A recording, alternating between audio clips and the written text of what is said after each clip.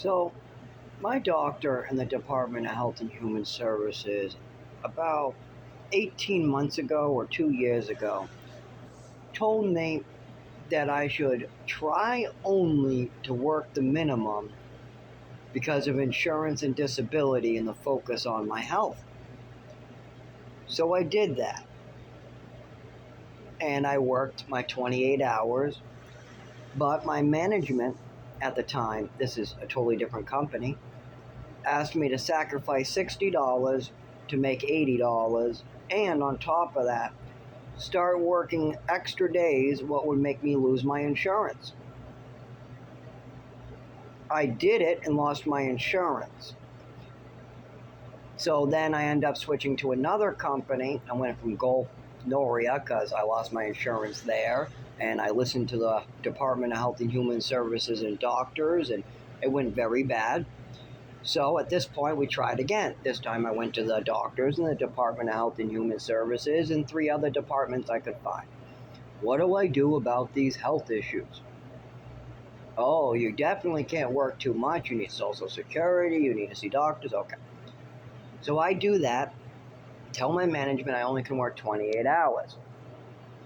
They ask me to work some extra shifts. Once again, they want me to go to Dover and Somersworth. Somersworth is 30 each way. And the hours they keep on picking for me, there is no other transportation.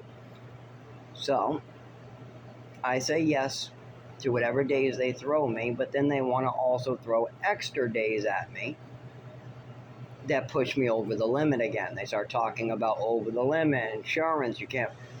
So at this point, I tell my management, when I started here, I told you what was going on with me. I didn't lie to you. I didn't manipulate you. I told you exactly what my limits and my capabilities were.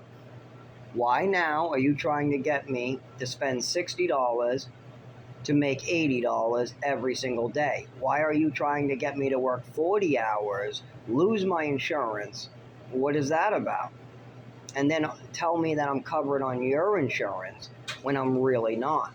And then when I go back on state insurance and I tell them I can no longer do this craziness with them because you keep on making me have $1,000 bills and there's no reason for it other than somebody didn't show up for their shift.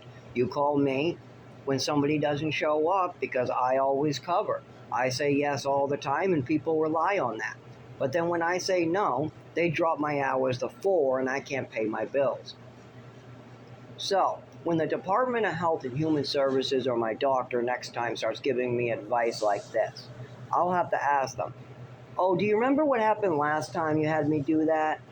And they'll say, what? Last time? What was that? Well, at Gulf Noria and the 3 Cumberland Farms at the same time where I had the seizure, do you remember what happened? Not only did I get severely injured, I also had my hours dropped to 4. So for 2 months, I couldn't pay my bills. And then for 3 months, I had to double time my bills. And then you guys try to turn off my insurance again. I got 4 hours for about 3 weeks straight. Then I got 14 hours. Then I got 40 hours. Then I got 6 hours. These hours were up and down so crazy that there was no way I was paying my rent. You cannot work 4 hours a week and pay your rent. And then all of a sudden jump to 40 and keep your insurance. And they knew this. They were playing a game and using me up because Cumberland Farms has so much turnover. They see a disabled person like me and they decide to just use him up and spit him out. Screw if he gets injured on the side of the road and needs stitches. So what if we abuse him and he has a seizure and then we do all this crazy stuff? What if we do bring customers in the back while he needs an ambulance and he's on the floor unconscious and he's waking up and you got customers coming back where there's an employees only sign very clearly that I am an employees only wearing an employee's uniform? This is craziness. But that's because I was management that day and I had a seizure and there was nobody qualified to cover.